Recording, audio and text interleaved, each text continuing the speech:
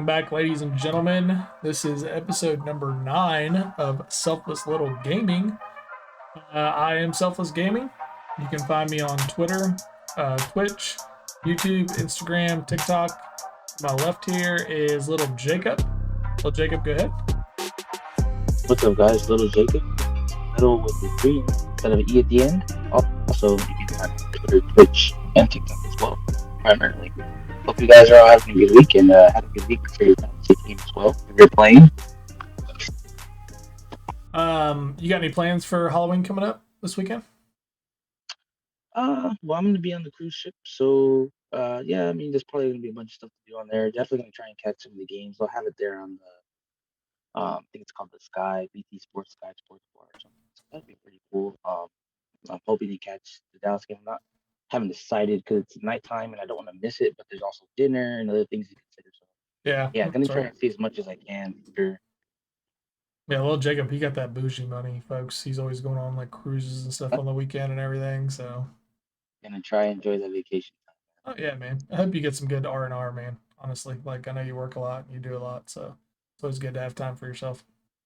time. Definitely. So, we got quite a bit to talk about this week. We got NBA that's been kicking off.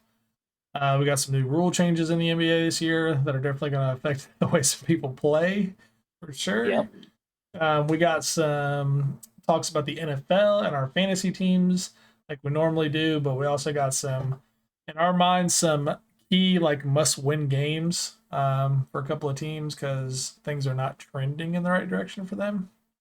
But Yep.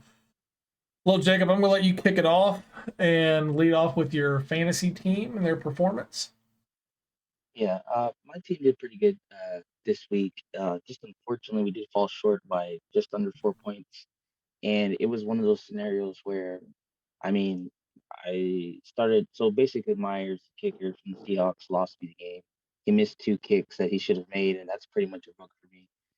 I guess what was more uh, difficult for me to accept is if I had just started Nick Folk from the Patriots, who scored like 14 points because of all the darn touchdowns he scored, it Oh would have been yeah, for sure a win. So it was like, man, it was just one of those weeks where you just happen to put in someone else that didn't score as well as the person that's on your bench and it cost you the game. But I think we'll bounce back. We're 5-2.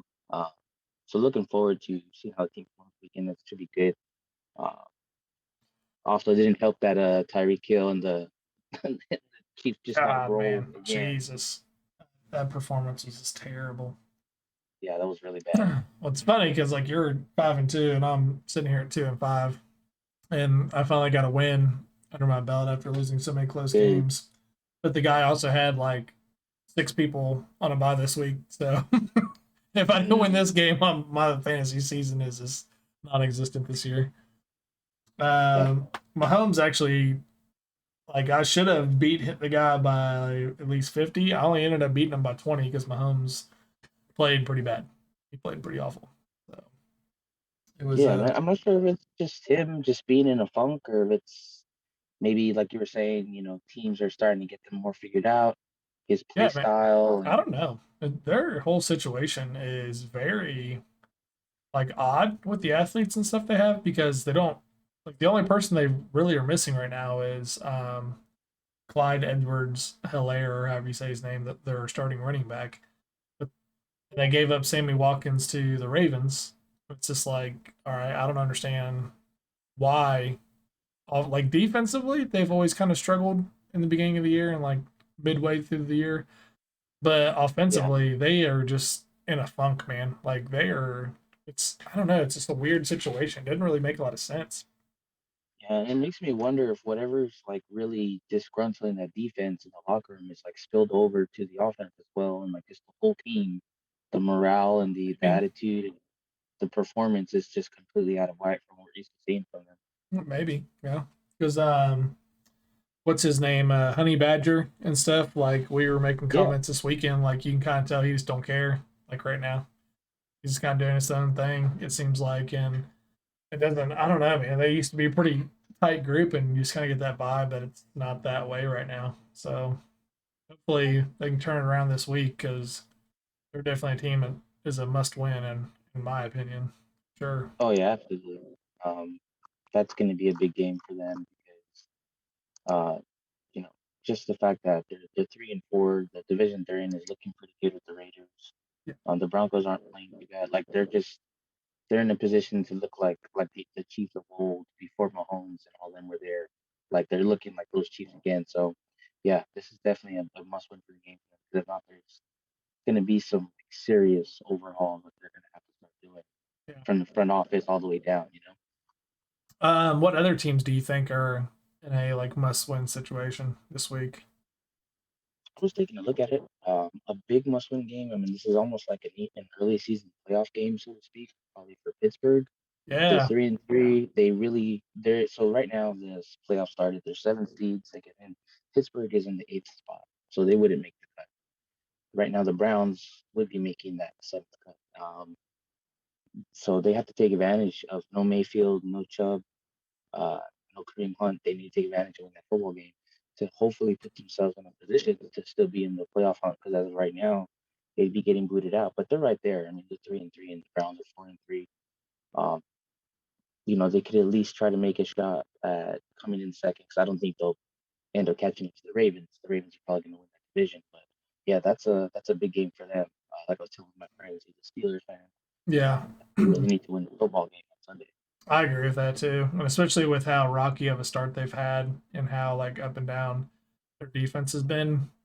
I Mm-hmm. feel like if they can't take advantage of this week with some of the injuries that the Browns have, then they're really going to be hurting in the division because this is a game they got to capitalize on with like the injuries and stuff they have right now.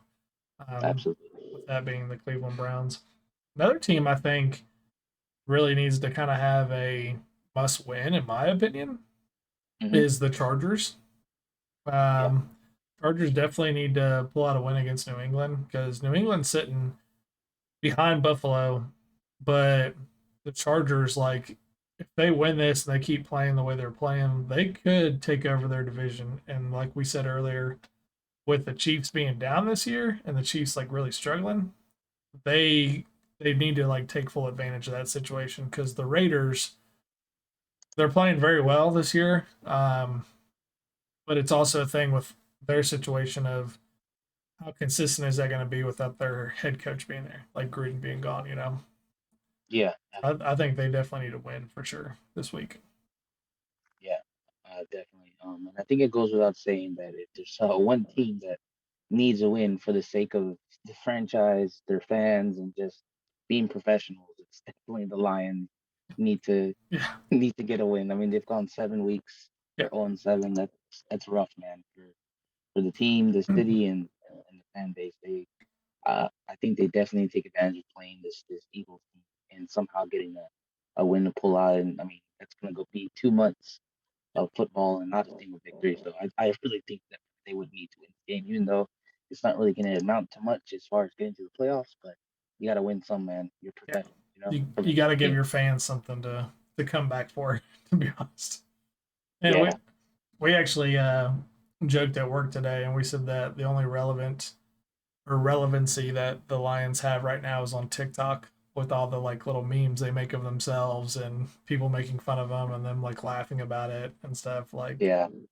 that's like the most support they're getting from anything is from TikTok right now. So, what about your fantasy lineups this week? Who do you really like and who do you want to avoid? Who do I really like? Well, that's a good question. There's a lot of good options out there right now. Um, I would say that one person I was looking at specifically that I really like going into this weekend is going to be Joe Burrow on the Jets. I mean, Joe Burrow's just been on fire, especially with having Higgins back. Uh, the Jets are 1-5, so I really just see them just laying it on them Yeah, and just airing it out. The Jets, I don't see them stopping them anyway, especially with Mixon out there. He's playing really good football. That's opening up the passing game. That's definitely a guy that I would start if you have him. If you don't have him, start him already. I want to say if you're going to sit somebody, it definitely would have to be Mac Jones. As great as he played the past weekend, they just really just ran up the scoreboard. I don't see Mac Jones even having like half of that production again against the Chargers. yeah, Uh, have a really good game defensively against Mac Jones and get to him. similar to what he's seen prior to this last week's game. So definitely would not want to start Mac Jones in Yeah. my team, regardless of last week. And as far as running backs, uh, I was actually looking at some of the numbers, man, and James Robinson from the Jaguars. I really do like seeing his matchup versus that Seattle's defense. It really doesn't seem to be playing at anywhere close to the level that they normally would, especially Yeah. stopping the run football. And regardless of how bad Jacksonville has been, James Robinson has shown that he can still like get it done and be really highly productive, especially since the receivers can't always seem to get any space, and he's catching a lot of balls from Lawrence. So that's an additional point that you can get off of James Robinson for sure. I I would feel that. definitely, I would definitely throw him in at least as your flex if you could. He's a really good PPR option too. Um, what about Probably a running back. wide receivers, or do you have another running back? Yeah, another good running back I think that'll probably come out pretty good. Probably Daryl Anderson with the Rams. You know, they're going to light up that scoreboard against Houston for sure. Um, and at some point, especially when the game slows down, they're going to be handing off Henderson the ball a lot, and I think he's going to do pretty well. Um, his stats are pretty good. He's getting a lot of yards per carry, almost 5 every time, just on average. And yeah, the Texans do give up a lot on the run, Yeah. on the average man off the running back, so that's a good one. If you're going to sit somebody that's usually pretty solid, I would probably have to go with Miles Gaskin from Miami. He does pretty well for them, but against this Bills defense, I just don't think that's going to be the case. I think it goes without saying the Bills have been pretty consistent in stopping teams in general. So uh, I wouldn't personally start Gaskin this week against the Bills at all. He didn't have a good week in week 2 against them, so I don't see it being any different this time around. As far as receivers, some pretty good matchups here. There's a bunch of different options, and especially them picking up. But I think Michael Pittman from the Colts really played well. Despite some of the turnovers that they had on that Colts offense, going against the Titans, it looks like the matchup will be pretty good. I mean, he's pretty much out there. I think someone was saying he was mossing people for the ball. I mean, the guy can catch the ball and go and get it, even in a double team. He's looking really good right now. Yeah, and I don't see him slowing down. That might be a good start there for you to get him out there.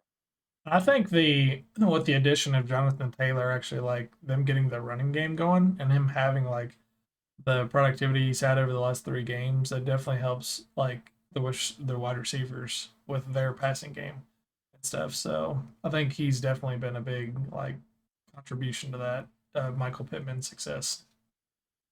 Absolutely. I also like my boy that I have on the team, T. Higgins, Cincinnati. I mean, of course, they got Jamar Chase out there and he's amazing. Yeah, But as we continue to see him be successful, they're going to try to do things to double team him, get him out of the play, and that's when I think that you're going to start seeing Higgins come open a lot more often. And just like we were kind of talking about, that's good Burrow's playing. Like I was saying, he's going to light up that Jets defense, and I don't see any reason why T. Higgins won't be a big part uh, of those plays and catches. He got a couple of good balls. I think he caught. I had to go back and look. I think he caught like 6 or 7 passes this past week, and he got me some pretty decent points. And the Jets have also allowed like 35 points per oh game yeah, they've given up since a like week lot. 4. So yeah, I do like starting T. Higgins if you don't already have Jamar Chase. That'd be a really good idea. Um, Definitely people I'm gonna be starting this week if I have the option to like make a whole new fantasy team is I'm definitely gonna be playing um, Buffalo's defense. I'm definitely gonna be putting them in. Oh yeah, oh yeah. I really like their matchup against Miami. They also like score a lot on Miami and hold them to very little. Uh, if I have the ability to put in some running backs, my 2 running backs I'm going with is going to be Derrick Henry going against the Colts. The Colts are okay at their rush defense, but I also like Joe Mixon as well um, Yeah, with New York Jets. And Daryl Henderson, I think you hit straight on there too. Like Houston is not very good just as a whole team. And we'll kind of get into them, like dive into them a little bit later. But those would be three running backs I'd play like flex and then two starting. Wide receivers I really like this week. I think you're going to see, to be honest, I think you're going to see the Arizona Cardinals wide receivers. I think they're actually going to do productivity wise very well. Green Bay's defense has struggled. They're getting better, but they've like struggled throughout the year. I Yeah, like AJ Green or DeAndre Hopkins. Rondell Moore is another viable option. Any wide receivers that you have for Green Bay though this week, I think are really going to struggle because you have Adams and you have Lazar who are on the COVID list, so they're more likely not going to be available for this weekend. They're yeah, going to most likely take Aaron Jones and flex him out to be more of a wide receiver. yep, So he's already going to be limited in action. So Green Bay's already kind of like down and out. Um, running back that I would definitely avoid this week is I don't like Alvin Kamara. The Buccaneers defense is very good up front against the run. I don't yep, like him as a running back, but he is a viable option for like a flex position, especially if you're in a PPR league, because it seems like the only person Jameis Winston can get the ball to when he throws is Alvin Kamara. So yeah, he can make up for it there. But if you don't have him in a PPR league, then you may kind of sell yourself short if you're just playing him in running back position because I just don't think he's going to have a good game offensively, just running the football this week. Another one that I'm going to be avoiding this week is Damien Harris. Damien Harris is very good for New England, but the Chargers oh yeah, defense is very good against the run. They absolutely got demolished by the Baltimore Ravens a couple weeks ago, which was very surprising to see by the Rim.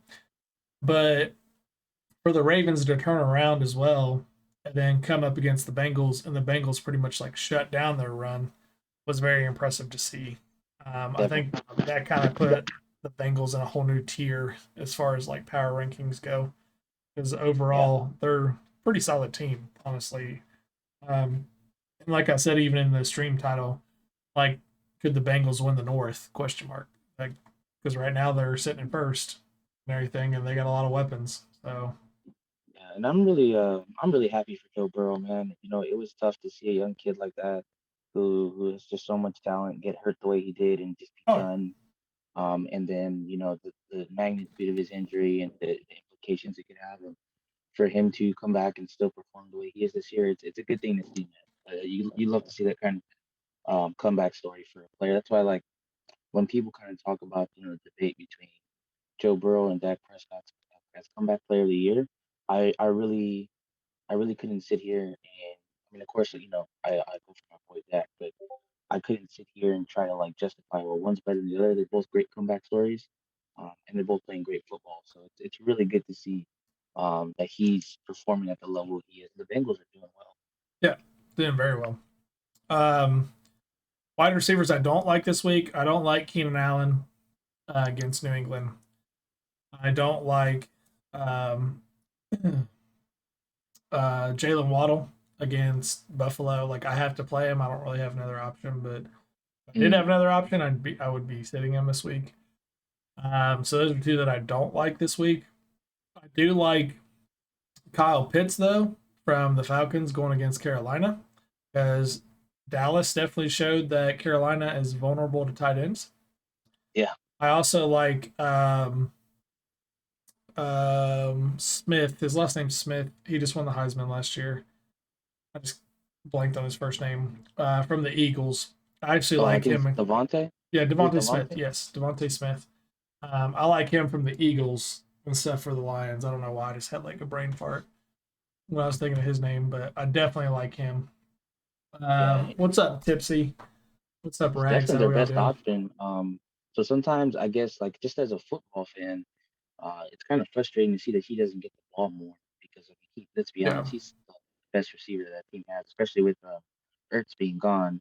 yeah, I think Devontae Smith should be like the premier catcher on that team. So hopefully he gets more production. This is definitely the best game to do it yeah. against the absolute worst team in the NFL.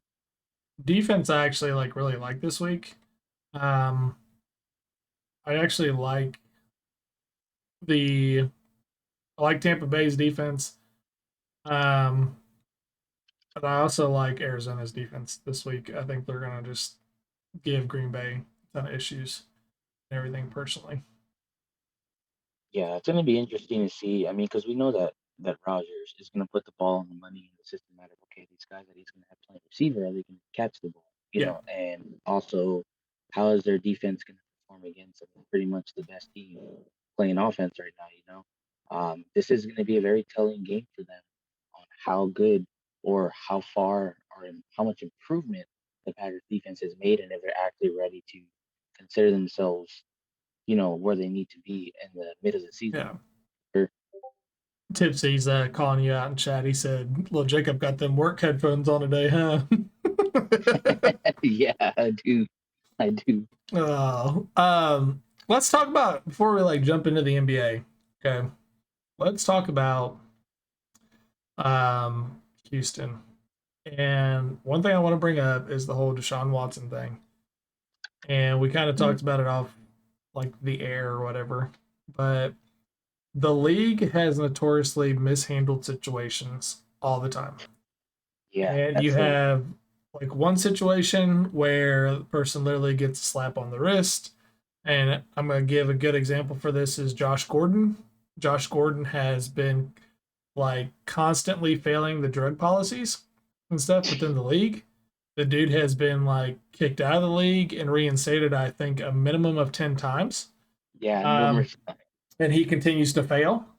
And it's very much a shame because the guy is extremely talented. He hasn't played, like, I think last year or 2 seasons ago was the first time he actually played games, and he was very productive after not playing for like 4 years. Yeah, So somebody who's just off for 4 years and then comes back in and can still contribute, like it's kind of crazy, especially yeah, at an NFL level. But they allow that to happen, and then you have situations where you have people who are accused of things, not even like proven. They're just accused of things, and it's automatically minimum like this many games you're suspended. You know, and then now you have a situation with Watson where you actually have FBI investigation involved, and you have more and more people who've come out and spoken up against this. Of yes, like this occurred on these dates with me as well, and these victims are coming forward, but yet dudes could still be eligible to play. Like it makes no sense to me. yeah. So I know you want to talk about this and stuff, but I'll let you go ahead. No, yeah. I mean, it's definitely crazy. With the especially with the way that the commissioner worded it, that basically saying like they don't have enough justification to exempt Watson from one being traded to another team or going on another team and playing, because basically saying they don't have enough for them to Yeah, say no, he's in trouble basically. Which is nuts because, like you mentioned, a guy like Josh Gordon, who's been in and out of the league several times. I mean, he's failed more tests than I mean, I think anybody who just doesn't study for their algebra test. Like he's failed so many times and he comes back. like I imagine Um, when he shows up for his drug test, he's like, "I'm failing this. Like and don't even he waste probably a didn't even cup. take it. Yeah, don't even Yeah, waste a don't cup. even I'm waste it. failing this." Yeah, and then you can even go to an example with like Lyle Collins, and I'm not trying to justify Lyle Collins for trying to bribe the people who in the NFL, like the literal people that are That's stupid to do, but conducting your conducting your drug test, you're going to try and bribe them, which was just dumb on his part. But the fact that he did that and then was swiftly and quickly handed down a suspension, and you turn around and you look at a situation like Deshaun Watson's, and there's I don't know, it's just crazy. I think at the end of the day, it might be a way to distract from the whole situation with Gruden and some of the other internal things going on in yeah, the league with some of the people in there. And I mean, Goodell is no exception to any of that. I mean, it starts at the top, right? When you talk about the infrastructure of the league and the people who are in charge and make those decisions, it's kind of not a surprise just how much of a mess everything is becoming as the year continues and more things are being exposed about the internal workings of the organization. And bro, they're all crooks. Like they are all Yeah, crooks. They just haven't been caught yet. Um, they won't get caught either because it's a multi-billion-dollar industry, and that whole entire industry would fall. Um, yeah, and and I'm not. Oh, my bad. no, go ahead. No, what I was gonna say is that I'm not saying that in any way, shape, or form John Gruden's innocent or anything, but it seems like what they're doing now is, with the example of Gruden, is they're burning the bridges that they can while they can, Yes. and trying to get everything cleared up so that they can save their face Yep. and the morale of the company. And so that's why right now, they're not really talking about it, but there's still internal investigations going on, for other individuals and that are part of the same circle doing some of the same activities, that Well, look at the John Gruden was Washington busted football for. team. Like they're still Oh doing yeah, dude. investigations of that, and he came out and said that like the whole during the whole entire thing of the investigation, he came out today and people were mad that he Yeah, said we are not releasing what we have found in the investigation to the public, and he tried to spin it and say because we want to protect those victims involved and we don't want any backlash for those victims. And it's like if they're victims, dude, why would they have backlash? yeah, Like it made no sense what he completely. was talking about. Yeah, like it made Yeah, no sense what he was talking yeah, about.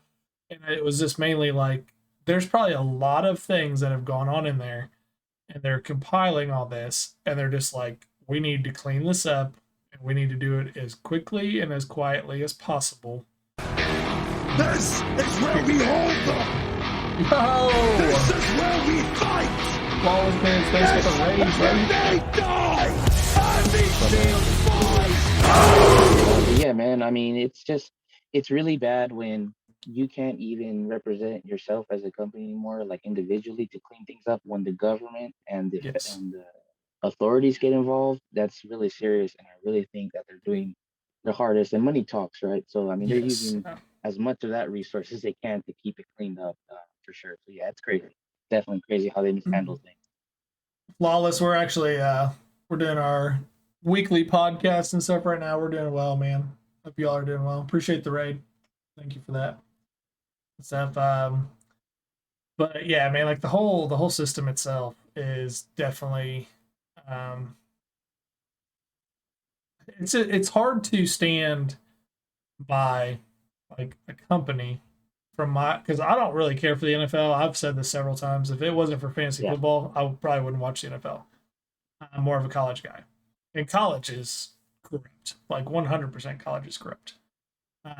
But it's hard to stand by like an organization in a league where they want to pick and choose when to take a stance and when they want to support like a certain cause or hey, this person they're breaking the same rules as this guy, but we're just gonna let him like keep doing what he wants to do. Whereas this guy, no, he gets 6 game suspension even though there's nothing wrong. Like or they don't even have like Zeke got that 6 game suspension and it was all based off of like assumptions, you know? yeah, And it kind of goes back to something I said a long time ago within like our country. It's like, are you guilty until proven innocent or are you innocent until proven guilty? Like, which one is yeah, it now? Because it seems to apply differently depending on the circumstance. yeah. And then because of some of the things that have come to light, when you see the NFL trying to do like, you know, things like every company and everywhere should do things like diversity, inclusion, and things like that. When you see that happen and the things that have come to light for them, now you're looking at the situation like, okay, is this a legitimate effort to have diversity and inclusion, or is this virtue signaling? Because clearly the actions of the Mm. people that you have within the organization are the complete opposite of what you're trying to push now as a Yeah. promotion for the company. Yeah. And that is like a huge red flag that's going on right now. Like I said, it's hard to support something, a company, a team, whatever, when these kind of things start to come to light and these kind of accusations. And yeah, dude, it's just a whole mess right now going on. And I really hope that it gets sorted out because at some point it's going to trickle down and affect probably the coaches, the players, and just the whole thing in general. And it's not going to be fun for the fans anymore. Yeah. Yeah. It's just, it's frustrating, man, because like we said, there's no consistency with things. And like when you don't have the consistency there, that's what makes people naturally question what the hell is going on. Yeah. Like, what are the actual intentions here?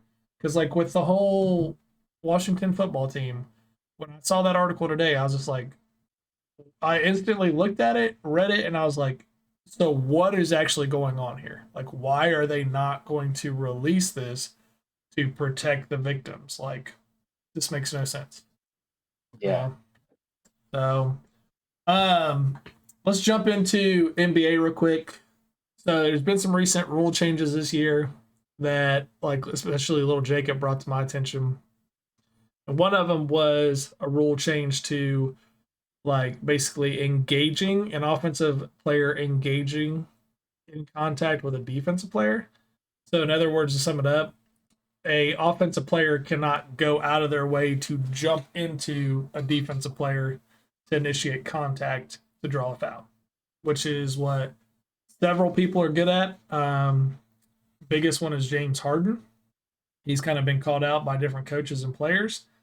LeBron James is pretty good at that too, like drawing contact from Yeah. people or like initiating contact. So that definitely changes the way that people have to now play. Um, for those of you that don't know, James Harden has he had what like he averaged 20 free throws minimum last year in the league, like per Yeah. game. Just it's insane. Yeah.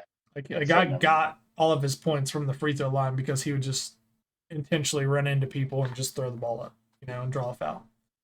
Um, so he's really struggled with this new rule. And so, like, explain to me what you've seen from him because I know like a little bit about the rule, but I remember like you were telling me like he's been very vocal about it or something, or he's like complaining throughout the league about it. Yeah, so I mean, basically, the rule is a lot like what you said. You can't throw yourself at. You won't get rewarded with the foul call for throwing yourself at a defender, making any kind of abnormal movements purposely. Which that there's a fine line right there, Yeah, right? As far as what that looks like, but you don't get to do the things the same way that you used to.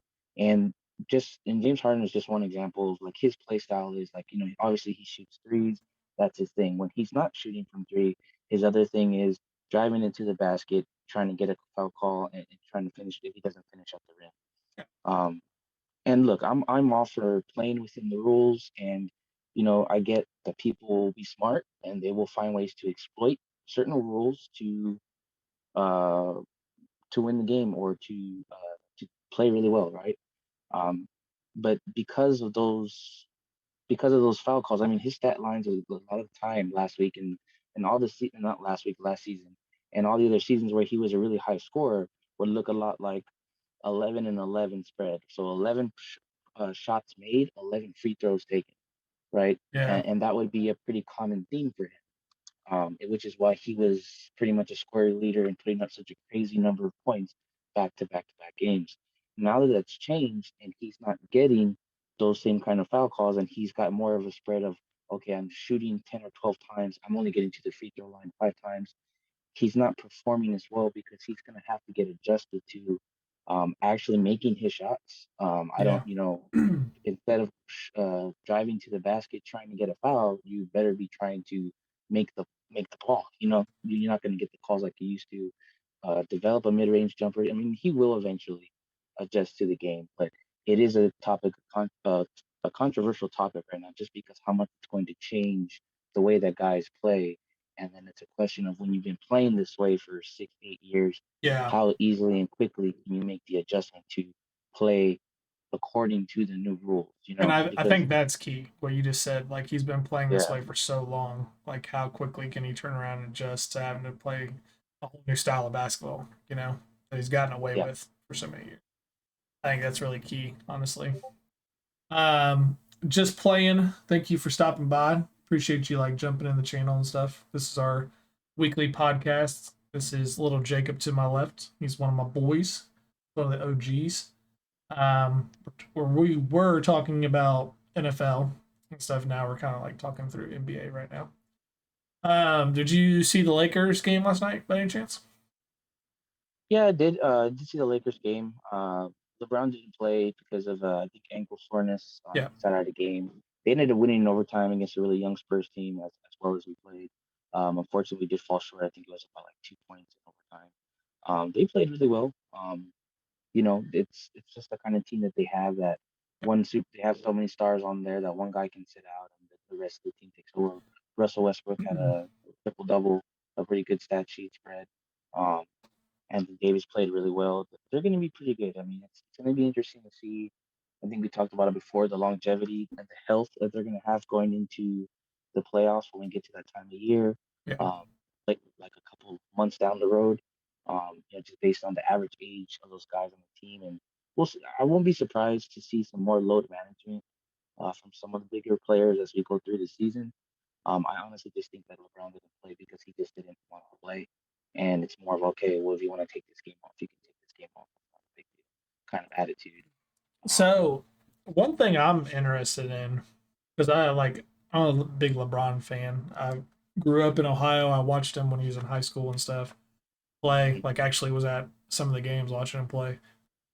The guy was amazing and stuff. Like you just knew, like there's not going to be another athlete like built like him and like perform like him for a long time. But for sure. Um, Watching him play though, I became a fan of him. So like I have the Lakers games recorded and stuff, and I was kind of watching some of it today on my lunch break. And one of the things I noticed was from like previous games when him, Westbrook, Davis, those guys are out there on the court. So where it's Westbrook, Davis, I think you could easily see a lot of rotations done differently where you have Westbrook, Davis on the court, and then LeBron comes out, rotates in with Carmelo, Dwight Howard, like they go with a bigger lineup and stuff.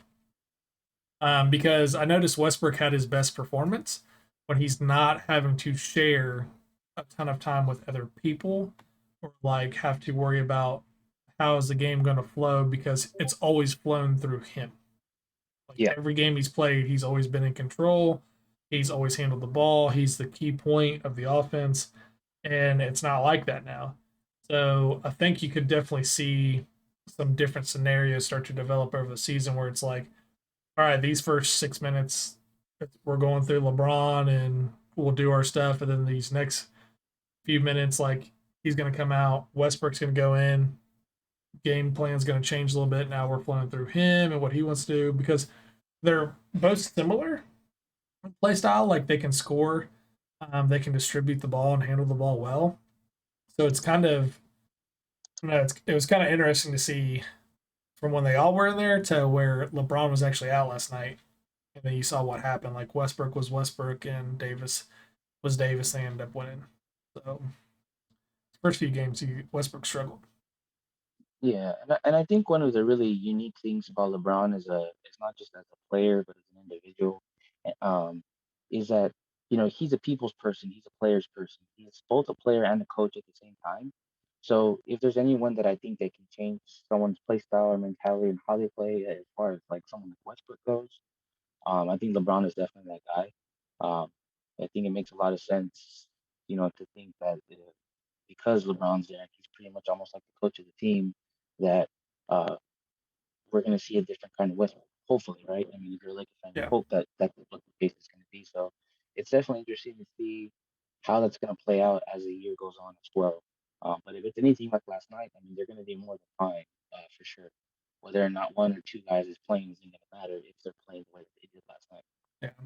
Golden State's looking good too. Like they're looking really good right now. They're 4 Yeah, 0. this is their best start since I think like what 2015, 2016, something like that. So Yeah. it's They been a look while really since they've good. been, and they don't even have Clay Thompson back yet. So Yep. That's the yeah, scary part. that's gonna be huge for them. Um, I mean, look, let's be honest. Nobody's gonna be the same 100% like they were when you tear your Achilles like he did. Yeah. Um, but I mean, that doesn't mean he can't come back and play great. Kobe Bryant did it. Mhm. Uh, Kevin Durant had that really serious injury. He came back and he shot the lights out. Yep. Before unfortunately he re-tore the same, had Yeah. this re-injured himself, but he was shooting the lights out before that. So, yeah, definitely getting Klay Thompson back is going to be an even huger addition for Golden State. So, yeah, also looking forward to see how that plays out for them as well. Yeah. So we got a lot of sports ahead of us. Definitely throughout the year. So we're just really getting warmed up with it.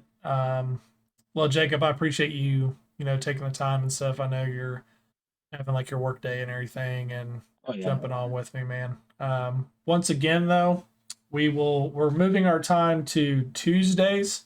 Okay, usually at 8:15, 8:30 Eastern Standard Time. So it'd be like 7:15, 7:30 Central. I am Selfless Gaming for some of you new folks that are here. You can find me on Twitter, Twitch. Obviously, you're watching me right now. Those that are in the chat, TikTok, Instagram, and YouTube. And little Jacob, I'll let you close it down for us, man. yeah, same as well, guys. Jacob with the three at the end instead of an E. You can also find me on TikTok, Twitch, and Twitter. I hope everyone has a safe weekend. If you do participate in the holiday Halloween, have a safe Halloween. Yes. And if you're having your fantasy football team this weekend play and put your players, good luck to you. Hopefully it goes well as far as that, and also your own personal team if you have a football team playing this weekend. So much love, guys. Appreciate y'all. Y'all be safe on this holiday weekend. Yes. Please be safe. Please take care of each other. Most importantly, a lot of crazy people come out during Halloween, obviously. um, and if you guys are ever jumping in the episodes and stuff in the chat, you do fantasy football, fantasy basketball, like ask us about your lineups if you're struggling with something, you got questions, like we'll be more than help. We'll be more than happy to help you out with that. But that's gonna wrap it up for episode number 9. We're almost at 10, baby. But yeah, that is it for us. I'm going to be right back, and then we are going to switch it over to something else. But thanks again, little Jacob. Appreciate you, brother. No problem.